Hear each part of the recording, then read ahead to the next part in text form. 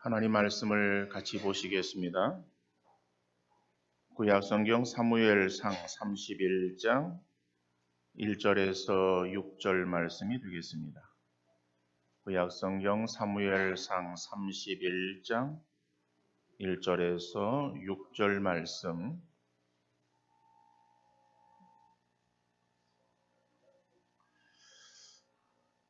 우리 한 절씩 교독하시겠습니다. 블레셋 사람들이 이스라엘을 치매 이스라엘 사람들이 블레셋 사람들 앞에서 도망하여 길보아 산에서 엎드러져 죽으니라.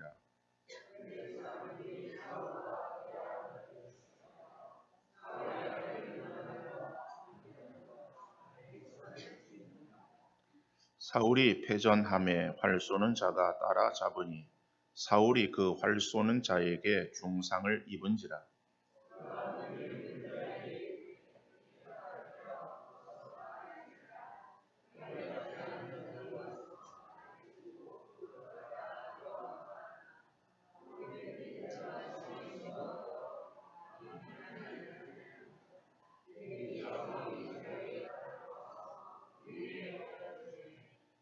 무기를 든 자가 사울이 죽음을 보고 자기도 자기 칼 위에 엎드러져 그와 함께 죽으니라.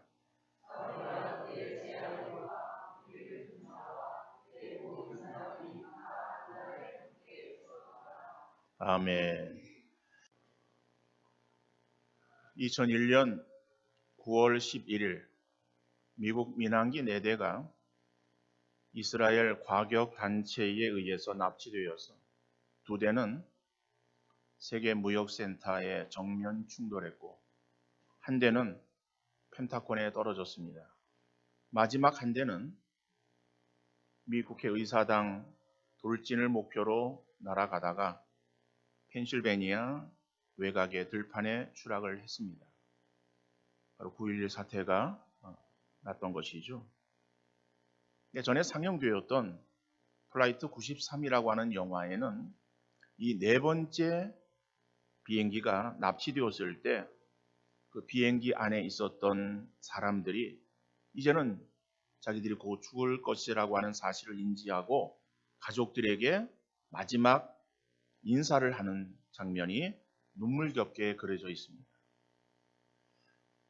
전화를 하는데 그 전화의 내용은 크게 2가지로 나눌 수가 있어요. 한 가지는 사랑한다라고 하는 말이었고 또 한 가지는 미안하다라고 하는 말이었어요. 그러니까 가족들에게 남기는 마지막 그 메시지, 그런 메시지가 주로 나왔다라고 하는 것을 알 수가 있습니다. 새파랗던 나뭇잎들이 가을이 되어서 고운 단풍으로 변하여 마침내 한 잎이 떨어지는 그 모습을 물끄러미 바라보던 한 가수는 난 참 바보처럼 살았군요 라고 하는 노래를 불렀습니다. 우리도 바보처럼 살다가 떠나가는 그러한 사람 되지 말고 진정 사랑해야 될 하나님과 사람들을 사랑하며 후회 없는 인생을 살다가 떠나야 되지 않겠습니까? 사람들은 이 땅 위에서 천년만년 살기를 원해요. 그러지만은 이 땅에 태어난 사람들은 어느 누구나 예외 없이 이 세상을 다 마감하고 떠나야 한다는 사실. 오늘 본문을 우리가 보면은 본문에 다른 내용이 나오질 않아요. 블레셋과 이스라엘 전쟁이 있어서 이스라엘이 패전합니다. 패전한 결과 사울과 그의 3 아들 그리고 수많은 군사들이 죽음을 맞이하게 돼요. 자, 이러한 사실을 볼 때에 죽음이라고 하는 것은 어느 누구나 예외 없이 겪어야 될 그러한 관문이기에 이 죽음에 대해서 다윗은 이렇게 묘사를 했습니다. 아들 솔로몬에게 유언하면서 내가 이제 세상 모든 사람의 가는 길로 가게 되었다라고 그렇게 고백하는 것을 보게 되어집니다. 죽음이라고 하는 것 우리 모두에게 찾아오는 것입니다. 우리 자신들 여기에서는 한 사람도 예외가 없다라고 하는 사실. 그러므로 죽음의 순간을 맞이하면서 주어지는 그러한 시간 속에서 우리가 우리의 삶을 돌아보며 매일매일의 삶에 있어서 최선을 다하는 그러한 지혜로운 그러한 믿음의 성도 다 되어질 수 있기를 간절히 바랍니다. 오늘 말씀을 통해서 말씀은 다른 것을 말하고 있는 것이 아니라 모든 사람들이 다 죽었다라고 하는 죽음에 대해서 말하고 있어요. 그 이상의 내용들이 본문에 나와 있질 않습니다. 그렇다면 오늘 본문의 내용들을 통해서 우리가 살펴볼 수 있는 첫 번째의 그러한 사실은 죽음은 모든 사람들에게 찾아오는 보편적인 것이다라고 하는 사실을 알 수 있어요.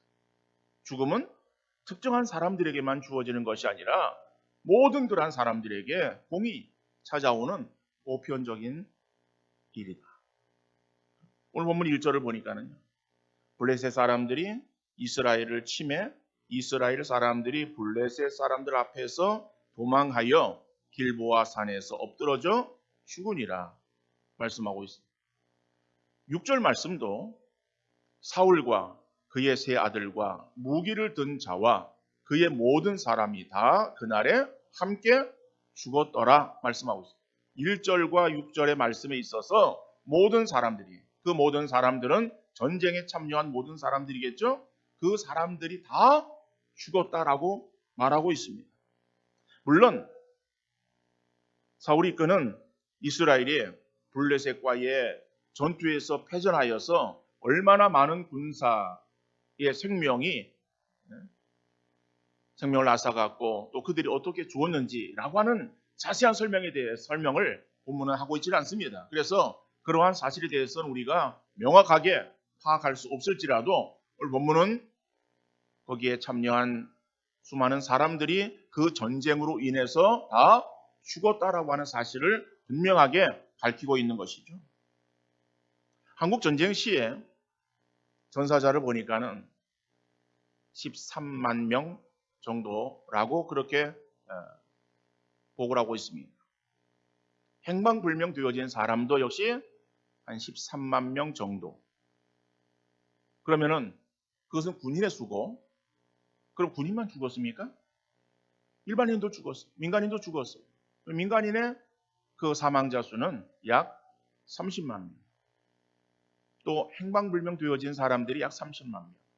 그 도합하면은요, 약 100만의 사람들이 그 전쟁으로 인해서 다 죽어갔습니다. 거기에는 건장한 청년도 있고, 나이 드신 분도 있고, 어린 아이도 포함되어진 숫자겠죠. 전쟁으로 인해서 수많은 사람들이 죽어가는 그러한 일들이기에 전쟁은 우리에게서 일어나서는 안 되는 일이죠. 이 세계는 전쟁이 없는 사회가 도래되어지기를 원하고 있지만 그건 아직까지 지구상 곳곳에서 전쟁에 발발되어지고 전쟁의 소식이 들려지고 있는 것을 우리가 뉴스를 통해서 듣게 되어집니다. 그러나 사람이 한꺼번에 그렇게 생명을 잃는 거, 그 전쟁으로 인해서만 그런 것은 아니에요. 오늘날 보니까는 지진, 해일, 홍수, 이런 자연재해로 인해서 한꺼번에 수많은 생명들의 목숨들이 빼앗기는 것을 우리가 보게 되어집니다. 그뿐 아니죠. 병, 사고, 자연사 등등. 그래서 어떻든 간에 사람들이 지금 이 순간에도 이 지구상에서는 계속 사람들이 지금 죽어가고 있다. 그러한 그 죽음이 모든 그러한 사람들에게 다 찾아오는 것이다. 그 죽음을 생각할 때의 그 죽음은 우리가 죄값으로 알고 있어요. 그래서 죄를 지은 사람들만 그러면은 죽음을 당하는가? 그건 아니죠. 믿음 있는 사람들은 죽음에서 제외되어지는 것이 아니에요. 구약의 신앙의 인물 그러면은 여러 사람들을 우리가 살필 수 있겠지만은 대표적으로 다윗을 우리가 들 수 있어요. 다윗은 믿음의 사람이었습니다. 다윗은 하나님이 정말 귀하게 여기시고 하나님 마음에 합한 사람이라고 인정되어졌던 그러한 사람이에요. 그런데 열왕기상 2장 1절 2절 말씀 보면은 다윗이 죽을 날이 임박하매 그의 아들 솔로몬에게 명령하여 이르되 내가 이제 세상 모든 사람이 가는 길로 가게 되었노니 너는 힘써 대장부가 되고라고 유언하고 있습니다. 다윗이 죽을 날이 임박했다. 그래서 자기의 죽음에 대해서 어떻게 묘사하는가 하면은 이것은 내가 잘못해서 나의 어떠한 죄값으로 내가 죽어간다라고 그렇게 고백하는 것이 아니라 내가 죽는 이러한 죽음은 세상 모든 사람이 가는 길로 나도 가게 되었다. 그러니까 죽음이라고 하는 것은 어떠한 특정한 사람들에게만 주어지는 것이 아니라 세상의 모든 사람들에게 다 찾아오고 가야 될 그러한 길에 서 있다라고 하는 것을 말씀하고 있는 것이죠. 구약의 다윗뿐만 아니라 신약의 사도 바울 얼마나 믿음을 가지고 한평생 그가 회심한 뒤에 예수 그리스도를 따랐고 예수 그리스도를 위해서 자기의 생명까지 헌신한 믿음의 사람입니까? 그 사도 바울도 디모데후서 4장 6절에서 전제와 같이 내가 벌써 부어지고 나의 떠날 시각이 가까웠다. 자기 죽음이 임박했음을 디모데에게 알리는 거예요. 그러면서 전제와 같이 내가 벌써 부어지고 그럽니다. 전제라고 하는 것은 제사에 있어서의 마지막 그러한 의식입니다. 제물을 태우고 그리고 마지막 거기에다가 포도주를 붓는 거예요. 그러면은 그 열기에 이 포도의 향기가 올라갑니다. 그러면서 제사가 마무리 지어지는 거예요. 그러니까는 전제와 같이 내가 벌써 부어지고라고 하는 것은 바로 그 제사에 있어서의 마지막 그 모습을 비유하면서 내가 이제 떠날 기약이 가까웠다라고 하는 자기의 죽음에 대해서 임박했음을 디모데에게 알리는 것을 보게 되어집니다. 그러니까 죽음이라고 하는 것은요, 믿음이 있는 사람이나 믿음이 없는 사람이나 남자나 여자나 어른이나 아이나 모두에게 찾아오는 것이구나 라고 하는 것을 알 수 있다. 자, 그러므로 우리가 다른 사람의 죽음을 보면서 어떤 때는 이해가 되지 않는 죽음이 있을 수 있어요. 예를 들어 나이가 들어서 정말 어떠한 기력이 다 해가지고 세상을 마감 짓는 그러한 분들도 계십니다. 그런 분들을 보면서 우리는 오래 사셨네 내지는 조금 더 사시면 좋았을 텐데 이렇게 우리가 또 유족들에게 인사를 할 수도 있습니다. 그러지만은 어떤 갑작스러운 죽음, 그런데 그런 죽음에 있어서 우리가 어떤 때는 이해가 되지 않는 거예요. 하나님께서 정말 저 꽃다운 저 생명을 왜 하나님께서 데려가셨을까? 너무 젊은 나이에, 너무 어린 나이에 이러한 생각들을 하는 죽음도 있을 수 있거든요. 그러니까는 다른 사람의 죽음에 대해서 우리가 나름대로 어떠한 평가를 하면서 그들의 죽음을 바라보아서는 안 된다라고 하는 것이죠. 죽음이라고 하는 것은 우리 모두에게 주어지는 보편적인 것이다. 자, 그럼 나도 언젠가는 이러한 자리에 설 수밖에 없다라고 하는 생각을 가지고 우리에게 주어지는 매일의 삶을 우리가 지혜롭게 살아가는 그러한 성도들 되어질 수 있기를 간절히 바랍니다. 자, 그러면은 죽음이 모든 사람에게 찾아오는 보편적인 것이라고 한다면은 모든 사람의 죽음은 그러면 다 똑같은 죽음인가라고 하는 거예요. 모든 사람이 다 죽는다라고 할 때에 그 죽음이 그러면 다 똑같은 것으로 보아야 될 것인가? 두 번째로 사람의 죽음을 두 종류로 분류해 볼 수 있습니다. 신학적으로 우리 인간의 죽음을 세 가지 죽음으로 말하고 있어요. 신학적으로는 첫 번째 죽음은 육적인 죽음이죠. 육적인 죽음이라고 하는 것은 육신의 죽음이에요. 육신의 죽음은 육신과 영혼이 분리되어지는 것을 말하는 거예요. 그러니까는 살아있다라고 하는 것은 육신과 영혼이 함께하는 것이죠. 죽었다라고 하는 것은 육신과 영혼이 분리되어지는 것. 이것이 육신의 죽음이다라고 하는 거예요. 우리 일반적으로 그것을 죽음이라고만 생각합니다. 그런데 두 번째로 영적인 죽음이 있어요. 그 영적인 죽음이라고 하는 것은 하나님과의 관계가 분리되어지는 거예요. 우리가 하나님께서 우리 아담을 통해서 아담을 만드시고 아담을 통해서 이루어 이제 가기를 원하셨던 그 인간들 그래서 그 뜻은 하나님과 함께하는 그러한 인간이 되어지기를 원하셨겠죠. 그런데 아담이 범죄함으로 인해서 어떻게 했습니까? 하나님으로부터 분리되어졌어요. 그러니까 하나님과 함께하던 그러한 그 아담이 결국에는 하나님이 아담에게서 떠나시는 거예요. 그래서 하나님과의 분리되어진 그러한 인간만 이 땅 존재하는 그러한 그 삶을 영적인 죽음의 상태라고 그렇게 보고 있는 거예요. 세 번째로 죽음은 영원한 죽음이에요. 영원한 죽음이라고 하는 것은 천국에 살아야 될 우리 인생들이 지옥으로 떨어지는 거예요. 천국과 지옥이 서로 분리되어지는 것을 말하는 거예요. 여러분, 우리 하나님께서 아담을 만드셨을 때, 인간을 만드셨을 때에 아담을 어디에 두셨습니까? 아담이 거처하던 곳이 에덴이에요. 에덴의 뜻이 무엇입니까? 낙원이에요.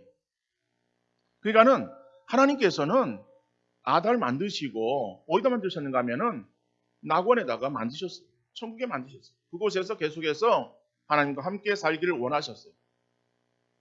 그런데 범죄함으로 인해서 어떻게 했습니까? 에덴에서 쫓겨났죠.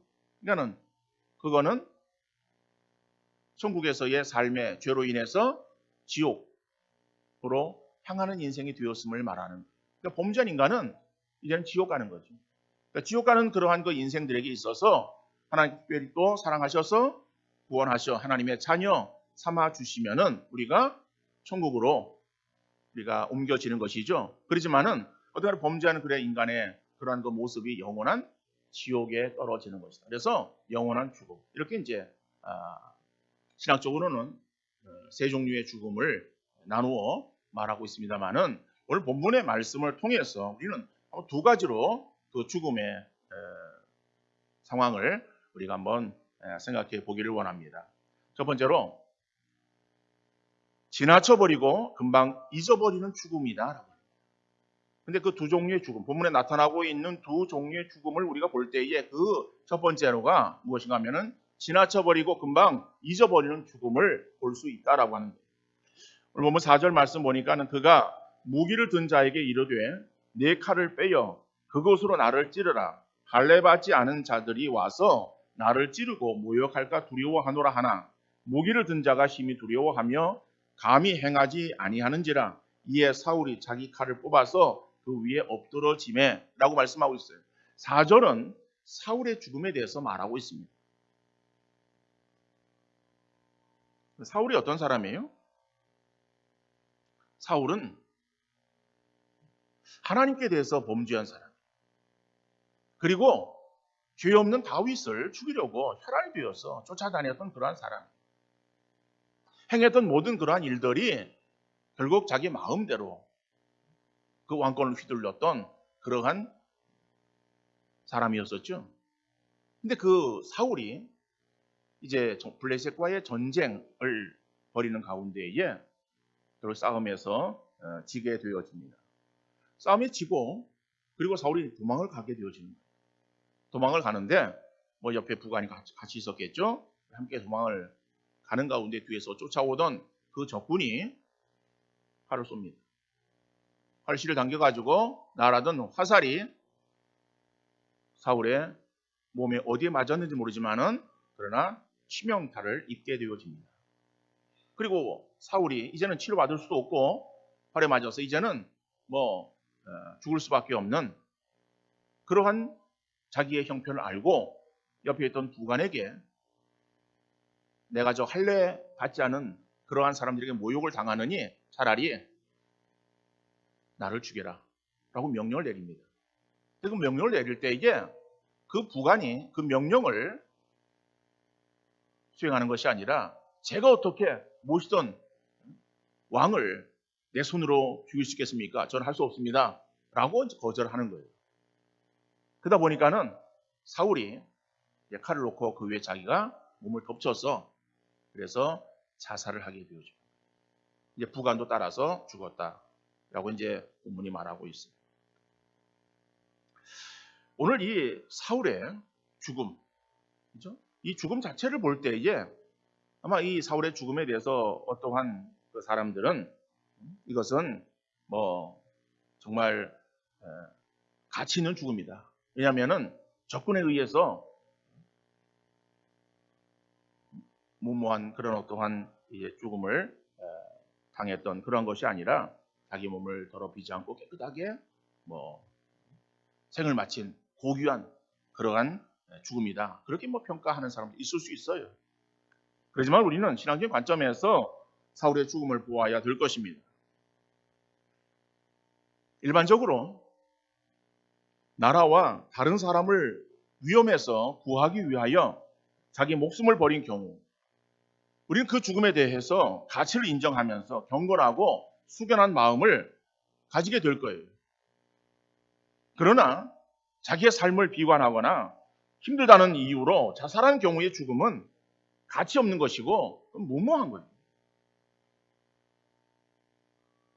자살하는 경우가 어떠한 경우인지는 다 알 수 없어도 얼마나 힘들었으면 그렇게 했겠는가 하는 마음을 가질 수 있어도 그 이상으로 미화되어서는 안 되는 거예요. 오늘 우리는 사회가 자살이 너무 가볍게 생각하고 오히려 미화되어지고 있는 그러한 세상에 우리가 살아가고 있어요. 자살은 미화될 수 없어요. 특별히 우리 신앙인들은 우리의 생명이라고 하는 거, 이 생명이 나의 것이 아니라 하나님께서 나에게 맡겨주신 그러한 생을 살아간다라고 하는 청지기 의식으로 우리가 살아야 되지 않겠습니까? 자, 그러한 우리 성도들에게 있어서 하나님이 허락하신 그러한 생명을 내 임의대로 처분해서는 결코 안 된다라고 하는 거예요. 그러면 자살한 것이 지옥 갈 죄인가? 뭐 그리고 우리가 그렇게 단정지어서 지옥 간다, 못 간다, 뭐 이렇게 우리가 판단할 수 있는 것은 아닙니다.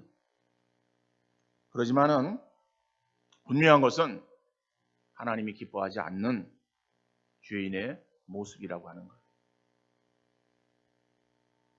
예수님이 12제자 가운데 가룟유다가 있습니다. 가룟유다가 처음에는 굉장히 총명했고 능력 있는 사람이었던 것 같아요. 그래서 그 예수님의 제자군에 있어서 재정을 맡지 않았습니까? 그러니까 재정을 맡긴다라고 하는 것은 뭔가 신임 가는 사람, 믿을 수 있는 사람, 그리고 뭔가의 계산이 잘 되어지는 사람에게 이러한 일들을 맡길 거예요. 뭐 교회 안에서는 다 믿을 수 있기 때문에 그저 그냥 아무한테나 맡겨도 다 잘할 수 있다. 그래서 돌아가면서 이제 회계 업무를 교회나 부서에서 다 할 수 있습니다만은 대체적으로 그렇다는 것이죠. 믿을 수 있는 사람, 그리고 똑똑한 사람. 그러니까 가룟유다도 그러한 사람이었을 거예요. 그런데 그 가룟유다에게 사단이 노략질합니다. 결국 사단의 노략질에 의해서 눈이 어두워져요. 그래서 자기의 스승 예수님을 팔아요. 근데 결국에 그것이 자기의 양심의 가책을 받습니다. 가책을 받아가지고 목매여 죽어요. 근데 죽는데 그 줄이 끊어졌어요. 그래가지고 떨어져가지고 그만 창자가 또 다 튀어나오는 그런 비참한 이러한 결말을 맞게 되어집니다. 오늘 본문에 사울도 역시 자기 스스로 목숨을 끊는 그러한 자살로 생을 마감을 했지 않습니까? 여러분, 이러한 사울이나 가룟유다와 같은 이러한 죽음을 볼 때 다른 사람들에게 있어서 어떠한 평가가 나올 수 있겠는가라고 하는 거예요. 물론 그 죽음 자체를 뭐 평가한다라고 하는 것이 아니라 그러한 사람들의 죽음에 대해서 사울이나 신약의 가룟 유다나 이러한 사람들의 죽음에 대해서 사람들이 그들을 어떻게 평가할 것인가? 평가할 내용이 없잖아요. 하나님 기뻐하지 않는 그러한 모습을 행했어요. 그리고 다른 사람에게 있어서 어떠한 의를 행하고 선을 행하는 그러한 일들을 그들이 많이 행했는가 하면은 그런 것도 아니에요. 그러다 보니까는 그들의 그 삶에 있어서 이거는 죽음으로 그 모든 것들이 다 그냥 자연스럽게 끝나 버리지 않겠습니까? 한평생의 삶을 살면서 그냥 왔다가 갈 때에 묘비에라도 남길 말이 없을 정도의 삶을 살았다면은 그의 삶은 죽으면서 역시 사람들의 기억 속에도 금방 사라져 버리게 된다는 거예요. 남길 것이 별로 없거나 또 다른 사람들을 힘들게 했거나 악한 일을 하다가 이 세상을 떠남으로 인해서 후대 사람들에게 손가락질을 받거나 별로 안타까워하지도 않고 그냥 지나쳐 버리며 잊혀버리는 그러한 그 생이 되어진다면은 얼마나 그 부끄러운 그러한 모습이고 불행한 모습이라고 말할 수 있겠습니까? 그러니까 우리의 삶이 이러한 삶이 되어서는 안 될 거죠. 그렇다면은 하나님이 부르시면 갈 수밖에 없는 그러한 그 인생으로 우리는 어떻게 이 땅 위에서의 삶을 살아야 될 것인가라고 하는 거예요. 두 번째로 아쉬움이 남는 죽음이 되어야 됩니다. 아쉬움이 남는 죽음. 그러니까 우리 어떤 죽음을 어떠한 생을 살아서는 안 되는가 하면은 그냥 지나쳐버리고 그냥 잊어버리는 그러한 것 죽음 맞이하는 그러한 생을 살아서는 안 되고 아쉬움이 남는 죽음을 되어야 된다. 원문 2절 말씀 보면은요. 블레 사람들이 사울과 그의 아들들을 추격하여 사울의 아들 요나단과 아비나답과 말기수아를 죽이니라 그랬어요. 사울의 세 아들의 죽음을 말하고 있습니다. 2절에서는. 그런데 우리가 뭐 두 아들은 잘 모른다 할지라도 그 가운데 요나단이라고 하는 사람, 이 사람이 전장터에서 죽었어요. 그 요나단은 어떤 사람이에요? 요나단은 사울과 달리 의로운 사람이었어요. 사울은 죄 없는 다윗을 죽이려고, 그죠? 얼마나 그를 괴롭혔습니까? 쓸데없는 그러한 일들에 국력을 낭비하는 그러한 일들을 행하기도 했던 사람이에요. 그런데 요나단은 아버지 사울과 다른 삶을 살았어요. 그는 다윗에게 선한 일을 행했고 다윗 살리려고 애를 썼어요. 사람의 생명을 죽이는 것이 아니라 생명을 살리기 위해서 애를 쓴 그러한 사람. 결국 이 요나단을 우리는 선한 사람이라고 말할 수 있습니다. 근데 선한 사람도 죽어요. 요나단이 젊은 나이에요. 그 젊은 나이에 죽었어요. 그러면은 이러한 젊은 나이에 선한 요나단의 죽음이라고 할 때 그 죽음이 어떠한 형태로 사람들에게 남겠는가라고 하는 거예요. 그냥 저 사람 잘 죽어서라고 지나쳐버리는 그러한 죽음으로 끝났겠는가. 사람들은 그 요나단의 삶에 대해서 회고하며 아쉬워하는 마음을 가지지 않겠습니까? 왜요? 그의 삶에 대해서 미련이 남기 때문에 그런 거예요.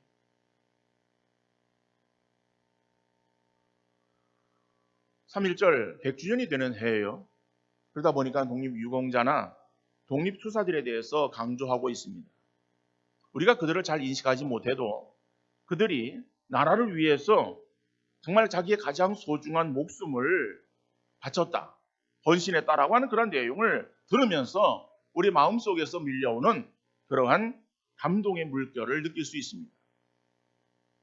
그뿐 아니라 일제강점기 때나 한국전쟁 시에 신앙을 지키기 위해서 순교한 신앙의 사람들의 이야기를 접하면서 그들의 얼굴은 몰라도 그들의 믿음에 대해서 감격하며 우리의 신앙을 돌아보게 되지 않습니까? 어느 교회에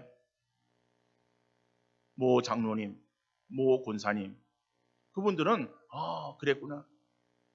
그들의 신앙을 지키기 위해서, 정말 교회를 지키기 위해서 그런 일을 행했대 라고 하는 그러한 그 내용들이 가슴에 남아서 메아리 치는 거예요.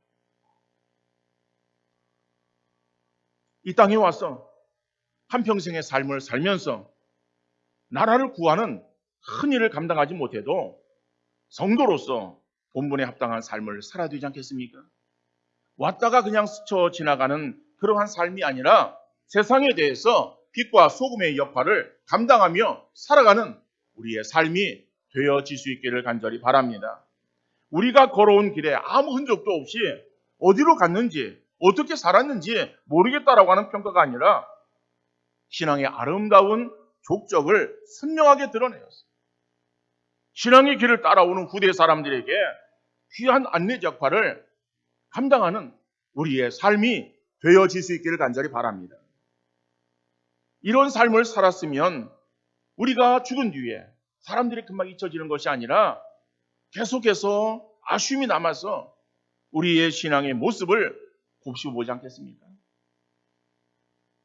예수님께서는 가룟 유다에게 마태복음 26장 24절에 그 사람은 차라리 태어나지 않았더라면 제게 좋을 뻔하였느니라 말씀하고 있어요. 여러분, 우리의 삶이 다른 사람들에게 있어서 그 사람 차라리 태어나지 않았으면 그 사람에게 좋았을 텐데 태어나서 왜 그렇게 악하게 살았나? 라고 하는 그러한 소리를 듣는다면 얼마나 그것이 안타까운 그러한 모습이라고 말할 수 있겠습니까? 나는 그 사람 때문에 예수 믿게 되었어. 그 사람 때문에 삶의 소망을 얻었어. 그 사람 때문에 신앙의 삶을 어떻게 살아야 되는지를 알게 되었어. 이럴 때 정말 그 사람이 있으면은 내가 가서 물어볼 텐데 라고 하는 그리움과 아쉬움이 가득한 멋진 인생, 우리가 살아가는 귀한 성도 되어질 수 있기를 간절히 바랍니다. 그리고 마지막 우리의 삶이 후대 사람들에게 있어서 그렇게 평가되어질 수 있도록, 그렇게 평가되어지는 우리의 삶이라고 한다면은 그거는 하나님 앞에 가서도 하나님께서도 우리를 더 안아주시고 우리의 삶에 대해서 수고하고 정말 착한 종이라고 인정하시고 우리에게 칭찬과 상급을 허락해 주시지 않겠습니까? 우리의 삶이 그저 무의미한 삶으로 끝나버려서 그냥 우리가 죽고 나서 사람들에게 아무런 기억도 안 되고 그 사람 언제 죽었지? 그 사람 뭐 했나? 지나쳐가는 그러한 죽음이 아니라 정말 그 사람 아쉬웠어. 정말 그 사람 좀 더 오래 사셔야 되는데 너무 일찍 가셨어. 라고 하는 그러한 어떠한 미련이 남는 그러한 우리의 평가가 우리 모두에게 남김으로 있을 수 있는 복된 역사 있어지기를 주님 이름으로 축원합니다.